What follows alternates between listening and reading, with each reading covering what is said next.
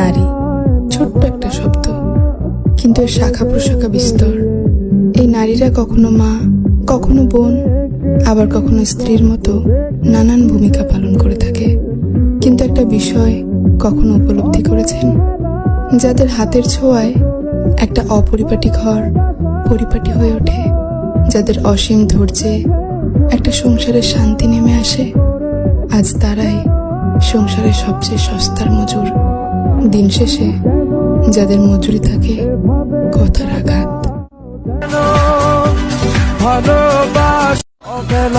নারী ছোট্ট একটা শব্দ, কিন্তু এর শাখা প্রশাখা বিস্তর। এই নারীরা কখনো মা, কখনো বোন, আবার কখনো স্ত্রীর মতো নানান ভূমিকা পালন করে থাকে। কিন্তু একটা বিষয় কখনো উপলব্ধি করেছেন? যাদের হাতের ছোঁয়ায় একটা অপরিপাটি ঘর